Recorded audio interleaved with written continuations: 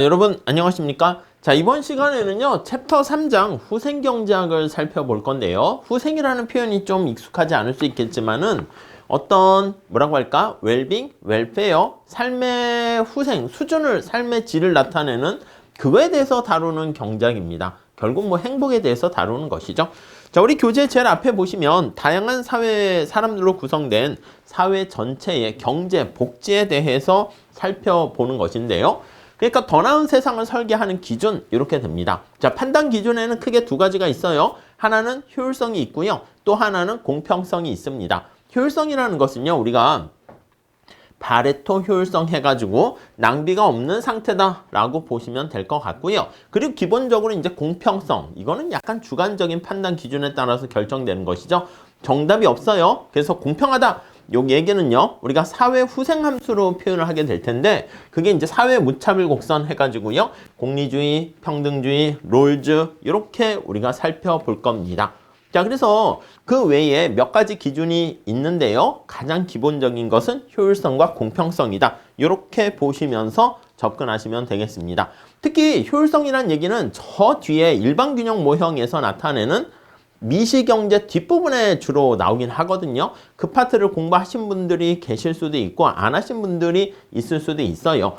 우리 책에서는요. 미시경제 뒷부분에 후생경제학 파트의 일반 균형 파트 내용은 예전엔 있었는데 교수님께서 빼버리셨어요. 그래서 우리도 좀 빼도록 하겠고요. 관심 있으신 분들은 미시경제학 뒷부분 강의를 좀 보시면 될 것 같습니다. 자, 우리는 먼저 교재 순서대로 해가지고요. 첫 번째 후생평가의 기준, 그걸 살펴보도록 하겠습니다. 우리가 이제 후생경제학 이렇게 얘기했는데, 아니 그러면 후생을 평가할 때 판단 기준이 무엇인가? 요거에 대해서 살펴볼 필요가 있겠죠. 자, 여기서 56페이지 가보시면 재정학에서 정부의 정책이 과연 바람직한가? 그걸 판단하는 잣대에 대해서 얘기를 할 거예요. 특히 재정학의 관심사는요, 정부의 경제 활동 아니겠습니까? 그래서 이제 대상이 뭐냐면 정부의 어떠한 정책이다. 이렇게 보시면 되겠어요. 정부의 이 정책이 과연 바람직한가? 그걸 다루려고 하는데요. 거기 볼게요. 정책이란 쉽게 말해서 두 번째 줄 보시면 하나의 경제 상태를 다른 경제적 상태로 변화시키는 거예요. 그래서 정부의 정책으로 인해서 S라는 어떤 상태가 있었는데 이렇게 새로운 S-라는 상태로 이렇게 변화를 시킵니다. 근데 이게 과연 바람직하고 좋은가? 뭐 그걸 판단한다 생각하시면 되겠습니다. 자, 그래서 세 번째 줄에 어떤 정책이 바람직한가의 여부는 그것으로 인해서 생긴 변화가 사회 후생에 요거요. 사회 후생에 어떤 영향을 미쳤는가? 요걸 기준으로 판단할 수 있게 됩니다. 자, 그래서 먼저 사회 후생을 평가하는 기준, 그거에 대해서 살펴보도록 하겠습니다. 자, 우선 밑에 보시면 두 번째 단락에 자원 배분의 희소한 자원이죠. 자원 배분의 효율성. 요게 이제 첫 번째 판단 기준이 된다라고 보시면 되겠습니다. 오케이? 자, 효율성은요. 두 번째 줄 볼게요. 얼마나 효율적인가? 요거 중요한 건데 세 번째 줄 가보시면은요. 쉽게 말해서 한 경제에서 존재하는 생산적 자원이 전혀 낭비되지 않고 최선의 방법으로 활용되는 그게 바로 효율성이야. 뒤에 다시 얘기할 건데 제일 중요한 단어가 낭비가 없는 상태. 요게 바로 우리는 효율성이다. 이렇게 보시면 되겠습니다. 자, 또 하나의 판단 기준은 뭐가 있습니까? 라고 하면요. 다음 단락 볼게요. 분배의 이것띠 공평성 이렇게 얘기합니다. 분배의 공평성. 공평하다라는 얘기는 사실 좀 우리가 명확하게 획일적으로 정의 내리기가 쉽진 않습니다. 거기 보시면 경제 안에 존재하는 자원, 소득이라든가 재산 같은 것들을 사람들 사이에 얼마나 공평하게 골고루 분배되었는가 이렇게 얘기를 해요. 자, 그런데 다음 줄에 나와 있듯이 어떤 사회가 매우 효율적으로 운영되고 있지만 공평한 분배가 이루어지지 못한다라고 하면요. 결코 바람직한 건 아니다. 이렇게 보시면 되죠. 근데 이 효율성이라는 얘기는 낭비가 없으면 되기 때문에 우리가 객관적으로 판단할 수가 있어요. 효율적이다, 그렇지 않다, 이렇게요. 근데 공평성이라는 것은 약간 정답이 있는 건 아니잖아요. 그래서 이런 경우는 주관적인 가치 판단이 들어가 있다, 이렇게 보시면 되겠습니다. 다음 단락 보세요. 이 두 가지가 앞으로 우리가 어떤 상태가 바람직하다라는 얘기를 할 때요, 가장 기본적인 잣대로 사용될 거예요. 근데 문제는 뭐냐면 여기 나와 있는 효율성과 공평성 간의 관계는 트레이드오프 관계가 있는 경우가 많아요. 상충 관계라는 표현을 쓰죠. 그래서 효율성을 높이려고 하면 공평성에 약간 저해가 되는 경우가 많고요. 공평성을 높이려고 하면 효율성에 좀 비효율적인 그런 문제가 발생할 수가 있기도 합니다. 하지만 이 두 가지를 골고루 잘 조화롭게 만들 필요가 있다라고 보시면 되겠고요.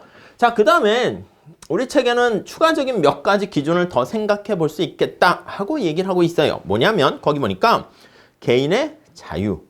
사람들의 자유가 완벽하게 보장돼 있을수록 사회후생이 더 커지는 것이기 때문에 개인의 자유도 중요하다, 이렇게 볼 수가 있겠습니다. 오케이? 근데 마지막 단락에 나와 있듯이 무조건 개인의 자유를 다 허용하는 건 아니야. 자유 방임 이것까지는 아닙니다. 그래서 거기 보시면 밑에서 네 번째 줄 볼까요? 정부의 정책이 때로는 의도적으로 개인의 자유를 제한하기도 합니다.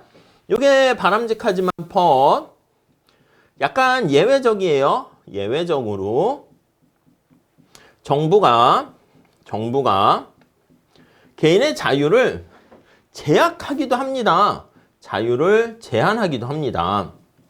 아니, 어떤 경우가 있습니까? 우리 나중에 볼 건데 국민연금 같은 경우 알 수가 있습니다. 국민연금은 우리가 은퇴한 이후에 노후를 대비해서 자기가 성인이니까 알아서 노후를 대비해야 되는데 강제저축이죠. 안 돼. 네가 그걸 잘 안 하는 것 같으니까 정부가 강압적으로 강제로 할게, 이렇게 보시면 되겠습니다. 자, 그래서 국민연금의 특성을 뭐라고 볼 수 있냐면 거기 나와 있는 것처럼 강제저축이라는 표현 있죠. 강제저축 프로그램이다, 이렇게 생각을 하시면 되겠습니다. 자, 그래서 은퇴 이후에 생계 대책을 마련할 수 있도록 하는 거죠. 젊었을 때 번 돈을 우리가 근시안적으로 먼 미래까지 생각을 안 하는 경우가 많기 때문에 펑펑 다 쓴단 말이에요. 그렇지 않도록 정부가 개입을 하는 것이죠. 자, 다음 페이지 가보시면요, 두 번째 줄에 볼게요.